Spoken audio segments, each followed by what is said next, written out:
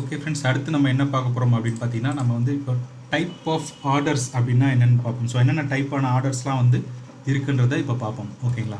So first வந்து பார்த்தீங்கன்னா market order அப்படின்னு சொல்லுவாங்க. ஸோ மார்க்கெட் ஆர்டர், அதுக்கப்புறம் லிமிட் ஆர்டர், அப்புறம் ஸ்டாப் ஆர்டர் அப்படின்றது பேசிக்கான ஒரு முக்கியமான 3 விஷயங்கள் நீங்கள் வந்து தெரிஞ்சுக்கணும். ஓகேங்களா? ஸோ இது எல்லாமே ஆர்டர்ஸ் இருக்குது. பட் ஆனால் இது 3ம் அப்புறம் கவர் ஆர்டர் இருக்குது, பிஓ ஆர்டர் இருக்குன்னு நிறைய இருக்குது. ஸோ இப்போதைக்கு இந்த 3 தான் வந்து பேசிக்காக நீங்கள் வந்து தெரிஞ்சுக்க வேண்டிய விஷயம். ஓகேங்களா? ஸோ மார்க்கெட் ஆர்டர் அப்படின்னா என்னென்னு பார்த்தீங்கன்னா, நீங்கள் ஒரு ஆர்டர் ட்ரிகர் பண்ணுறீங்க. அதாவது மார்க்கெட் அப்படின்னு ஒரு ஆப்ஷன் இருக்கும். இப்போ நீங்கள் பை பண்ணும்போது, பையோ செல் பண்ணும்போது, ஸோ அப்போ மார்க்கெட் அப்படின்ற ஆர்டர் டைப்பை சூஸ் பண்ணி நீங்கள் பையோ செல்லோ பண்ணிங்கன்னா அந்த ஆர்டர் வந்து இமிடியேட்டாக ஜென்ரேட் ஆகிடும். ஓகேங்களா? ஸோ அந்த ஆர்டர் வந்து எந்த ப்ரைஸில் வந்து நீங்கள் எதிர்பார்க்குறீங்களோ அந்த ப்ரைஸில் கிடைக்காது. மேபி ஹையர் ப்ரைஸில் இருக்கலாம், ஆர் மேபி லோயர் ப்ரைஸில் இருக்கலாம். பை பண்ணிங்கனாலும் ஹையர் ப்ரைஸில் தான் கிடைக்கும். செல் பண்ணியிருந்தீங்கன்னா உங்களுக்கு லோயர் ப்ரைஸில் தான் வந்து அந்த ஆர்டர் வந்து ட்ரிகர் ஆகிருக்கும். நீங்கள் எதிர்பார்த்த ப்ரைஸ்க்கு வந்து ட்ரிகர் ஆகாது. ஓகேங்களா? So this type of order guarantees that the order will be executed but does not guarantee the execution price. ஓகேங்களா? So a market order generally will execute at or near the current bid for a sell order or ask for buy order price. ஓகேங்களா? So நான் முன்னாடியே சொன்ன மாதிரி நீங்கள் by பண்ணிங்கன்னா higher ப்ரைஸில் by ஆகும். அது வந்து பை ஆர்டர் ஆஸ்க் ப்ரைஸில் இருக்கும். நீங்கள் செல் பண்ணியிருந்தீங்கன்னா அது வந்து பிட் ப்ரைஸில் இருந்து செல் ஆகிடும். ஸோ அதெல்லாம் வந்து நீங்கள் போக போக உங்களுக்கு புரிய ஆரம்பிச்சிடும். இப்போ ஆஸ்க்னா என்ன, பிட்னா என்னன்றது. ஸோ அதுதான் மார்க்கெட் ஆர்டர் அப்படின்னு பார்த்தீங்கன்னா, உங்களுக்கு ஆர்டர் வந்து கன்ஃபார்மாக ஜென்ரேட் ஆகிடும். நீங்கள் ஒரு 10 குவான்டிட்டி போடுறீங்க, ஒரு 100 குவான்டிட்டி போடுறீங்கன்னா ஆர்டர் மார்க்கெட் ஆர்டரில் வச்சு போட்டிங்கன்னா உங்களோட ஆர்டர் எல்லாமே எக்ஸிக்யூட் ஆகிடும். பட் ஆனால் நீங்கள் எதிர்பார்க்குற ஒரு ப்ரைஸ் தான் ஆர்டர் ஜென்ரேட் ஆகுன்றது கேரண்டி கிடையாது. ஓகேங்களா? ஸோ அது என்னன்றது நம்ம பார்ப்போம் ஒன்றுனா. ஸோ லிமிட் ஆர்டர் அப்படின்னு பார்த்தீங்கன்னா, இப்போ வந்து நம்ம வந்து ஒரு ஸ்பெசிஃபிக் ப்ரைஸில் வந்து நமக்கு வந்து ஆர்டர் ஜென்ரேட் ஆகணும் அப்படின்னு நீங்கள் நினச்சிங்கன்னா அப்போ வந்து நம்ம லிமிட் ஆர்டர் சூஸ் பண்ணுவோம். ஓகேங்களா?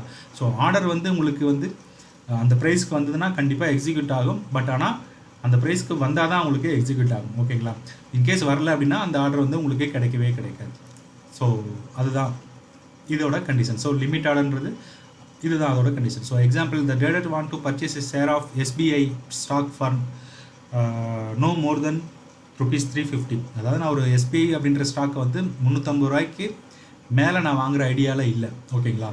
ஸோ 350 ரூபாய்க்கு கீழே வந்தால் தான் நான் வந்து வாங்குகிற ஐடியாவில் இருக்கேன். So the trader could submit a limit order for this amount and this order will be only executed if the price of SBI stock is ₹350 or lower. Okay, அது என்ன ஆகுது, இப்போ 360 ரூபா 370 ரூபாய்க்கு ட்ரேட் ஆகிட்டு இருக்கு அப்படின்னா நீங்கள் லிமிட் ஆர்டர் போட்டு ஒரு ஆர்டர் ஜென்ரேட் பண்ணி வச்சிட்டிங்க அப்படின்னா அந்த ப்ரைஸ் 350 ரூபாய்க்கு வந்தால் மட்டும்தான் உங்களுக்கு அந்த ஆர்டர் ஜென்ரேட் ஆகும். இல்லாட்டி அந்த ஆர்டர் ஜென்ரேட் ஆகாது. ஸோ இதுதான் வந்து லிமிட் ஆர்டர் அப்படின்னு சொல்லுவாங்க. ஸோ அடுத்து stop order or stop loss order அப்படின்னா என்னென்னு பார்த்தீங்கன்னா, ஸோ ஒரு stop order also refer to a stop loss order is an order to buy or sell a stock once the price of the stock reaches the specific price known as the stop price. When the stop price is reached, a stop order becomes a market order. அது என்ன சொல்ல வராங்க அப்படின்னா, ஒரு stop order எப்படி use பண்ணுவோம் அப்படின்னு பார்த்தீங்கன்னா, ஒரு ப்ரைஸை வந்து பை பண்ணுறீங்க. இப்போ நம்ம இதுக்கு முன்னாடி பார்த்த ஒரு எக்ஸாம்பிள் பார்ப்போம். 350க்கு கீழே, அதாவது 360ல் ட்ரேட் ஆகிட்டு இருக்கிற ஒரு ஸ்டாக் 350 வந்தால் நான் வந்து பை பண்ணுறேன் அப்படின்னு சொன்னது லிமிட் ஆர்டர் யூஸ் பண்ணுறோம். இதே வந்து எனக்கு 373க்கு மேலே கிராஸ் ஆகணும், எனக்கு ஒரு பர்டிகுலர் ரேஞ்ச், இந்த ப்ரைஸ் வந்து எனக்கு ஒரு மேஜரான ஒரு பிரேக் அவுட் ஜோனாக இருக்குது, இந்த ப்ரைஸை கிராஸ் பண்ணிடுச்சுன்னா எனக்கு வந்து ஒரு நல்ல ஒரு அப் ட்ரெண்டை பார்க்கலாம் அப்படின்ற பட்சத்தில் இந்த அந்த ப்ரைஸை கிராஸ் பண்ணும்போது எனக்கு பை ஆர்டர் ட்ரிகர் பண்ணேன் அப்படின்னா மட்டும், ஃபார் எக்ஸாம்பிள் இப்போ 360 ரூபாவில் ட்ரேட் ஆகிட்டு இருக்கு, 370 ரூபா கிராஸ் பண்ணிச்சுன்னா மட்டும்தான் எனக்கு இந்த ஆர்டர் ட்ரிகர் ஆகணும் அப்படின்னா நீங்கள் ஸ்டாப் ஆர்டரை யூஸ் பண்ணணும் பைக்கு. ஓகேங்களா? ஸோ அதாவது கரண்ட் ப்ரைஸை விட ஹையர் ப்ரைஸில் நீங்கள் வாங்கணும் அப்படின்னு நினச்சிங்கன்னா ஸ்டாப் ஆர்டரை யூஸ் பண்ணுங்கள். கரண்ட் ப்ரைஸை விட லோயர் ப்ரைஸில் வாங்கணும் அப்படின்னா லிமிட் ஆர்டரை யூஸ் பண்ணுங்கள். மார்க்கெட் என்ன ப்ரைஸில் கரண்ட்டில் ட்ரேட் ஆகிட்டு இருக்கோ, மேபி ப்ளஸ் ஆர் மைனஸ் எனக்கு 5 ரூபா இருந்தால் ஓகே அப்படின்னா மார்க்கெட் ஆர்டர் யூஸ் பண்ணுங்கள். ஓகேங்களா? ஸோ இதுதான் வந்து 3 டைப் ஆஃப் ஆர்டர்ஸ். இதே வந்து செல்லுக்கு எப்படி பண்ணணும் அப்படின்னு பார்த்தீங்கன்னா, ஹையர் ப்ரைஸில் நீங்கள் செல் அடிக்கணும் அப்படின்னா, ஃபார் எக்ஸாம்பிள் 400 ரூபாயில் ட்ரேட் ஆகிட்டு இருக்கிற ப்ரைஸை வந்து 405 வந்தால் நான் செல் பண்ணணும் அப்படின்னா நீங்கள் லிமிட் ஆர்டர் அப்படியே பைக்கு ஆப்போசிட்டு லிமிட் ஆர்டரை யூஸ் பண்ணணும். 400 ரூபாயில் ட்ரேட் ஆகிட்டு இருக்கிற ஒரு ப்ரைஸ் வந்து 395 ரூபா வந்தால் நான் செல் பண்ணணும் அப்படின்னு நினச்சிங்கன்னா நீங்கள் வந்து ஸ்டாப் லாஸ் ஆர்டர் யூஸ் பண்ணணும். ஸோ இதுதான் வந்து இந்த ஆர்டர் டைப்ஸ் வந்து கண்டிப்பாக நீங்கள் வந்து இதில் வந்து மார்க்கெட் ஆர்டர் லிமிட் ஆர்டர் யாருக்கும் கன்ஃபியூஸ் வராது.